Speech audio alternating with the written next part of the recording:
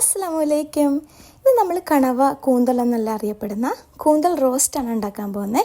അപ്പോൾ അതിലേക്ക് ആവശ്യമായിട്ടുള്ളത് 1/2 സ്പൂൺ മഞ്ഞൾപ്പൊടി, 1.5 സ്പൂൺ മുളക് പൊടി, 1 സ്പൂൺ പെരുംജീരകം, കുറച്ച് കറിവേപ്പില, ഒരു 8 പീസ് ചെറിയുള്ളി, ഒരു 10 പീസ് വെള്ളുള്ളി, പിന്നെ 1 സ്പൂൺ വിനേഗർ. അപ്പോൾ ഇതെല്ലാം കൂടി നമുക്ക് ഒരു മിക്സിൻ്റെ ജാറിലേക്കിട്ട് ഒന്ന് അരച്ചു കൊടുക്കണം കേട്ടോ. അപ്പോൾ ഇതാ നമ്മളെല്ലാം കൂടി മിക്സിൻ്റെ ജാറിലേക്ക് ഇട്ടു. നമ്മൾ വെള്ളമൊന്നും ആഡ് ചെയ്യുന്നില്ല കേട്ടോ. നന്നായിട്ട് അരച്ചെടുക്കുമ്പോൾ ഇങ്ങനെയാണ് ഉണ്ടാവുക. അപ്പോൾ അതിലേക്ക് 2 സ്പൂൺ വെളിച്ചെണ്ണ കൂടി നമുക്ക് ചേർത്ത് കൊടുക്കാം. വെളിച്ചെണ്ണ കൂടി ചേർത്ത് അരക്കുമ്പോൾ ഇങ്ങനെയാണ് ഉണ്ടാവുക. അതിലേക്ക് 1/2 സ്പൂൺ ഉപ്പ് കൂടി നമുക്ക് ചേർക്കണം കേട്ടോ. അപ്പോൾ വെളിച്ചെണ്ണ ഇട്ട് അരച്ചെന്ന് വെച്ചിട്ട് ടെൻഷനൊന്നും ആവണ്ട. ഇനി നമ്മളിതിലേക്ക് വേറെ ഓയിലൊന്നും ആഡ് ചെയ്ത് കൊടുക്കുന്നില്ല. അപ്പോൾ അരപ്പും ഉപ്പും കൂടി ഇട്ട് നന്നായിട്ടിത് മിക്സ് ചെയ്ത് കൊടുക്കാം. അപ്പോൾ ഇനി നമുക്കിത് ഗ്യാസിലേക്ക് വെക്കാം കേട്ടോ.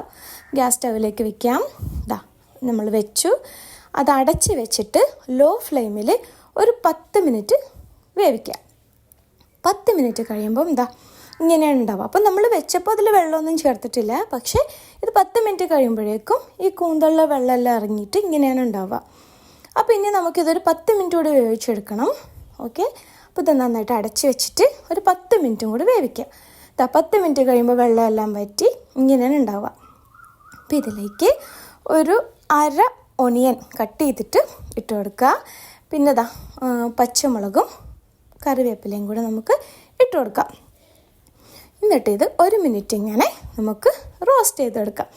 1 മിനിറ്റ് കഴിയുമ്പോഴേക്കും നന്നായിട്ട് റോസ്റ്റായി നമ്മുടെ കണവ റോസ്റ്റ് റെഡിയാണ് കേട്ടോ. അപ്പോൾ ഇത് നല്ല ടേസ്റ്റിയാണ്, വളരെ ഈസി ആയിട്ട് ഉണ്ടാക്കാവുന്നതാണ്. ചോറിൻ്റെ കൂടെയും ചപ്പാത്തിൻ്റെ കൂടെയൊക്കെ അടിപൊളിയാണ് കഴിക്കാനായിട്ട്. നല്ല ടേസ്റ്റിയാണ്. ട്രൈ ചെയ്ത് നോക്കാം. Thank you for watching.